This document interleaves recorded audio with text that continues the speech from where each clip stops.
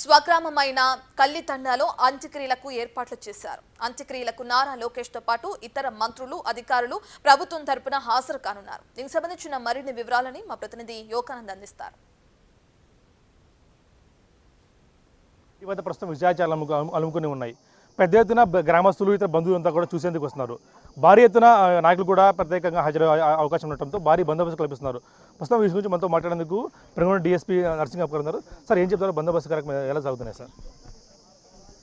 మన గోరంట్ల మండలం కళ్ళితాండకు చెందినటువంటి మురళీ నాయక్ యుద్ధంలో తన యొక్క ప్రాణాలు కోల్పోవడం జరిగింది. ఆ మురళీ నాయక్ యొక్క డెడ్ బాడీ మనకు బెంగళూరు నుంచి ఇక్కడికి వస్తుంది ఈవినింగు. భౌతికాయం ఇక్కడ వచ్చిన తర్వాత ఎటువంటి ఇబ్బంది లేకుండా అన్ని డిపార్ట్మెంట్స్ అంటే సేల్ హోల్డర్స్ అంటే ట్రాన్స్కో, పోలీసు, రెవెన్యూ, హెల్త్ ఇట్లాంటి ఆల్ డిపార్ట్మెంట్స్, తర్వాత ఆర్డబ్ల్యూస్ వాళ్ళు, ఆర్ఎండ్బి వాళ్ళు, అన్ని డిపార్ట్మెంట్స్ సమిష్టిగా ఇక్కడ డెడ్ బాడీని తెచ్చిన తర్వాత ఎటువంటి ఇబ్బంది లేకుండా ఎంతమంది బంధువులు కానీ పరామర్శకు వచ్చినటువంటి జనాలు ఎంతమంది అయినా సరే దానికి తగ్గట్టుగా ఎటువంటి ఇబ్బంది లేకుండా కావలసినటువంటి ఏర్పాట్లన్నీ చేయడం జరిగింది. ప్రత్యేకించి డెడ్ బాడీ వచ్చేటప్పుడు లేదా ఎవరైనా విఐపీస్ కానీ ఇతర ప్రజలు వస్తున్నప్పుడు ఎటువంటి వచ్చేటప్పుడు రోడ్లో ఇబ్బంది లేకుండా ప్రత్యేకమైనటువంటి పార్కింగ్ ప్లేసెస్, తర్వాత డైవర్షను ఇవన్నీ ఏర్పాటు చేయడం జరిగింది. ఎంతమంది వచ్చినా కూడా ఎటువంటి ఇబ్బంది లేకుండా ఇక్కడ జరిగే కార్యక్రమాలన్నీ సవ్యంగా జరగడానికి తీసుకోవాల్సిన ఏర్పాట్లన్నీ చేయడం జరిగింది.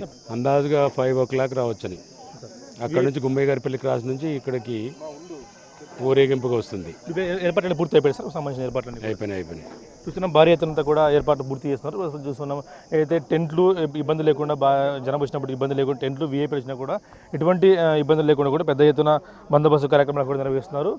అయితే ఆయన సొంత పొలంలోనే రేపు అంత్యక్రియలు జరిగే అవకాశం ఉంది కాబట్టి జరుగుతాయి కాబట్టి పెద్ద ఎత్తున సంబంధించిన ఏర్పాట్లన్నీ బంధువు అంతా కూడా ఇప్పుడు చేరుకున్నారు. కేవలం వీవీఐపీ ఎవరైతే వస్తారో నాయకులు కానీ, ఎమ్మెల్యేలు కానీ, మంత్రులు పెద్ద ఎత్తున వచ్చే అవకాశం ఉండటంతో ఇక్కడ పార్థివ దేహాన్ని ఇక్కడే ఉంచున్నారు. ఇక్కడ దీనికి సంబంధించిన అన్ని కూడా ఎంఆర్ఓ దగ్గర నుండి పరిశీలిస్తున్నారు. ఎక్కడ కూడా చిన్నపాటి ఇబ్బంది కూడా తలెత్తకుండా రైతున బారికేడ్లు కూడా ఏర్పాటు చేస్తూ ఉన్నారు. క్యూలో వచ్చి దర్శించుకొని అయితే బాడీని ఇక్కడే ఉంచి శవాన్ని దర్శించుకున్న తర్వాత వెనుతిరిగి వెళ్లేందుకు కూడా అదే అన్ని ఏర్పాట్లు చేసి ఉంచారు. ఇక్కడ చిన్నపాటి ఇబ్బంది కూడా లేకుండా జనం ఎంతమంది వచ్చినా కూడా వాళ్ళకి సంబంధించిన అన్ని కూడా ఏర్పాటు చేసి ఉంచారు. పోలీసులు కానీ, రెవెన్యూ కానీ, ఇతర అధికారులంతా కూడా ఇక్కడే ఉండి పర్యవేక్షిస్తున్నారు. రేపు సాయంత్రం మధ్యాహ్నం 1 గంటలలోపు అంతకీలో పూర్తి అయ్యే అవకాశం ఉంది.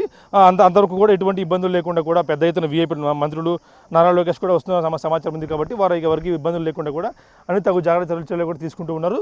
మరో కాసేపట్లో జవాన్ ప్రదేశాన్ని భారీ ఎత్తున ఇక్కడికి ర్యాలీగా వచ్చే అవకాశం ఉంది.